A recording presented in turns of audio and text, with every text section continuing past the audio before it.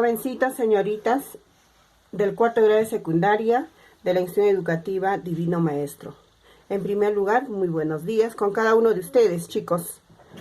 Esperando que se encuentren bien de salud, en casita, practicando los protocolos correspondientes. Vamos a continuar con nuestras clases, con nuestros contenidos de biología.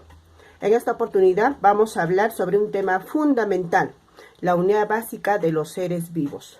¿Cuál es la unidad esencial y básica de los seres vivos, jovencitos? Divinas, a ver, ¿quién recuerda? Muy bien, la célula, ¿verdad? Entonces hablemos sobre la célula. Utilizando los recursos de casita, los materiales que tenemos en casita, en esta mañana les voy a explicar sobre este tema, ¿ya? Acá tengo un huevito, como ustedes pueden ver, y este huevito lo voy a utilizar como ejemplo para explicarles sobre célula. Ustedes recordarán que las células se dividen por su tamaño en microscópicas y macroscópicas, ¿no, mis divinos?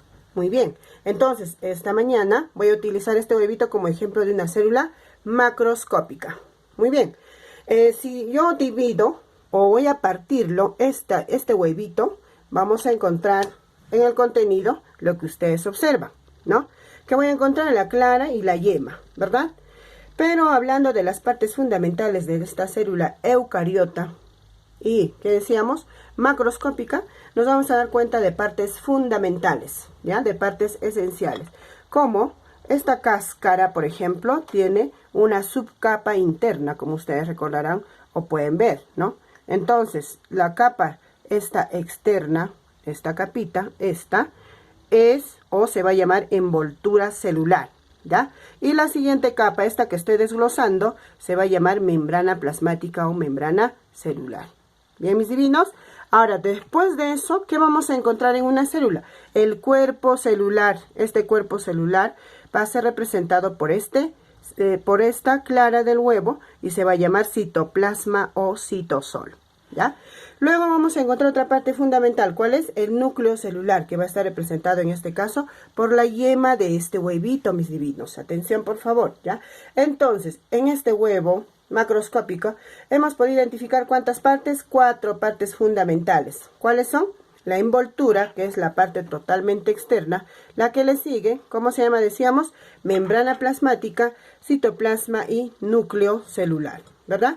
Muy bien, entonces, cuando hablamos de células, también tenemos que recordar que este ha sido objeto de estudio de diferentes personajes o investigadores, ¿ya? Para entender mejor, yo les voy a explicar una breve reseña con la participación de diferentes personajes, cómo se ha descubierto, quiénes aportaron para establecer una gran teoría. Y en esa gran teoría nos dice que todo ser vivo, o uno de los principios es que todos los seres vivos están formados por una unidad básica esencial llamada célula. ¿Ya, mis divinos?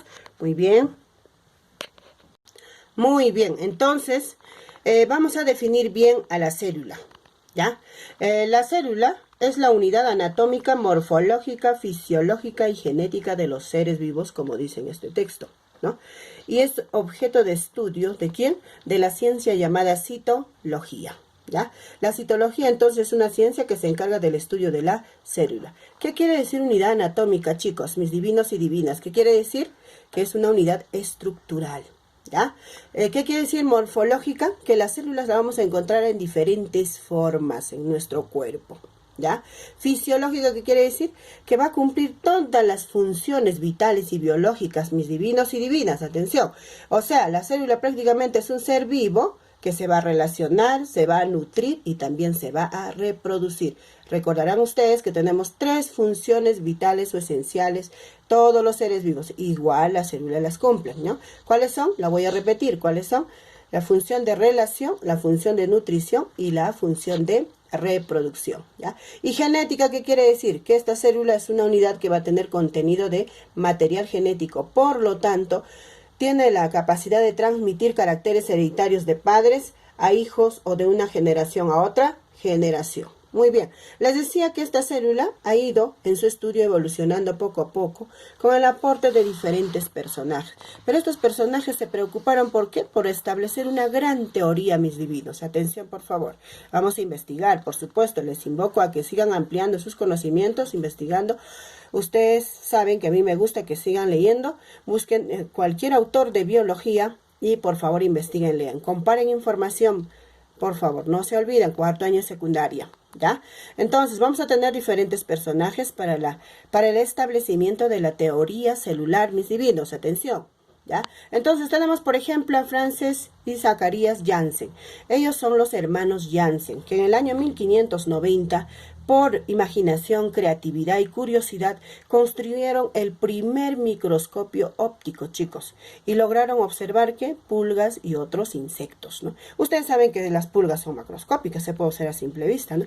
Pero sirvió mucho esta imaginación y creatividad de sus personajes para que más tarde, en los años 1632, Anton van Leeuwenhoek, que fue un tallador, se encargó de ¿qué? De construir su propio microscopio también, ¿ya? Su propio microscopio. Y con este microscopio logró por primera vez observar bacterias, protozoarios, espermatozoides. Imagínense, en esos años había sido observado por primera vez los espermatozoides, por ejemplo, del hombre.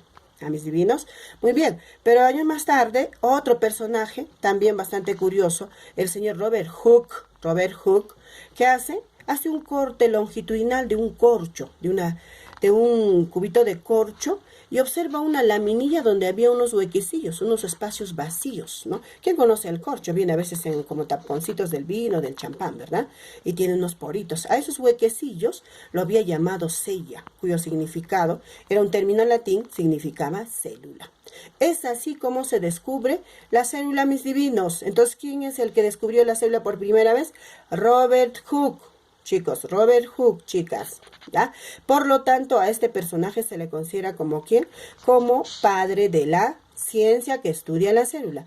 ¿Qué ciencia se encarga de estudiar la célula, mis divinos? ¿Qué ciencia? La citología. Entonces, Robert Hooke, padre de la citología. Muy bien. Año más tarde viene el señor Robert Brown. Robert Brown, como ya había esos avances dentro de la citología, ya logra observar la célula vegetal y logra identificar la parte fundamental, el cerebro de esa célula. ¿Cómo se llama? El núcleo celular, ¿ya? Con los aportes anteriores de estos personajes, dos personajes, un zoólogo y un botánico, como es el señor Secheleyden y Theodore Schwann, establecieron la gran teoría celular. Una vez que establecieron la gran teoría celular, avanzó los conocimientos de la citología a grandes pasos, ¿ya? Es así que ya hoy en día vamos a saber que las células se clasifican por diferentes criterios en diferentes tipos, ¿ya? Entonces hablemos de su clasificación. Atención, por favor. Las células se clasifican por su tamaño en microscópicas y macroscópicos, ¿ya? Los microscópicos, como su nombre dice, prefijo micro, ¿qué nos recuerda? Pequeñito, chiquito, ¿verdad? Chiquito. Entonces, necesariamente requieren de ¿qué? De un microscopio para su observación. Macroscópicos no requieren de un microscopio para su observación, así como hemos observado el huevo. Ya, mis divinos, atención, ¿ya? Por su evolución tenemos las procariotas y las eucariotas. Y hoy en día hablamos de las famosas acariotas también, ¿ya? Las procariotas son células sencillas, simples, que van a constituir a los organismos protocíticos. ¿Quiénes son los organismos protocíticos? A ver, por ejemplo, protocíticos, las bacterias. Estas células no tienen un núcleo definido, son desordenados en su material genético, mientras que las eucariotas están bien organizados y tienen un núcleo bien definido, ¿ya?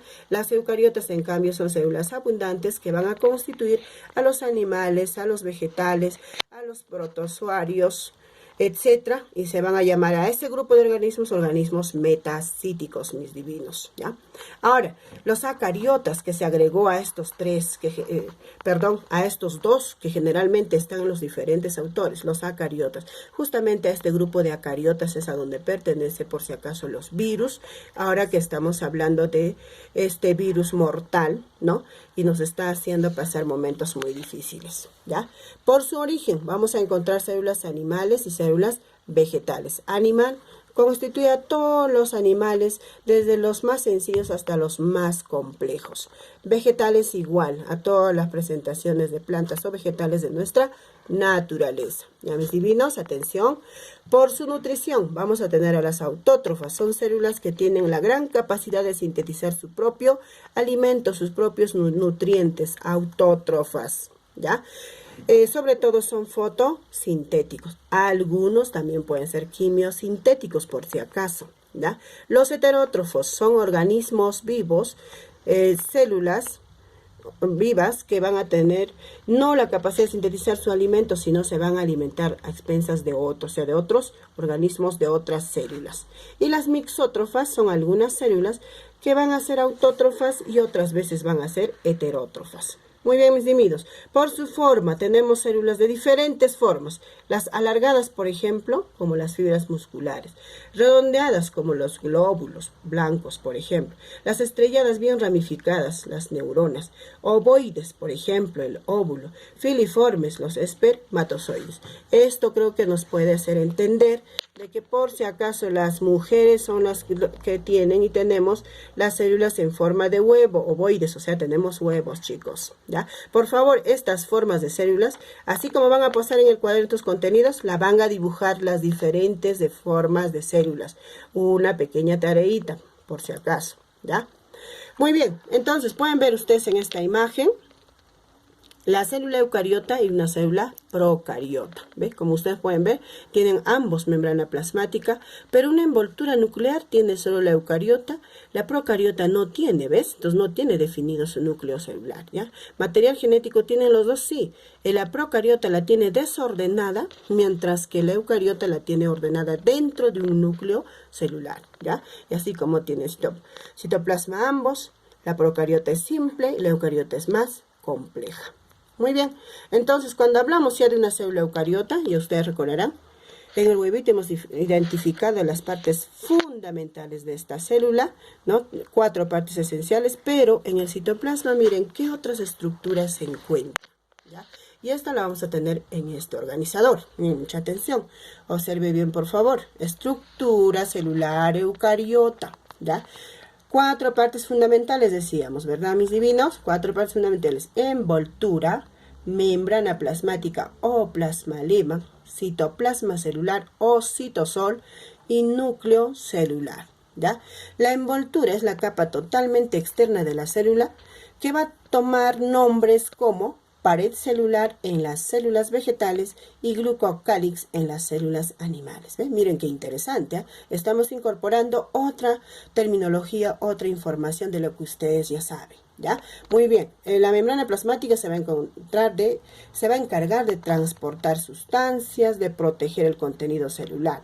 En el citoplasma vamos a encontrar diferentes estructuras agrupadas y organizadas en sistema de endomembranas, organelos, organoides. A esto todavía le faltan las inclusiones, por si acaso, ¿ya? Y cada uno de estos con otras estructuras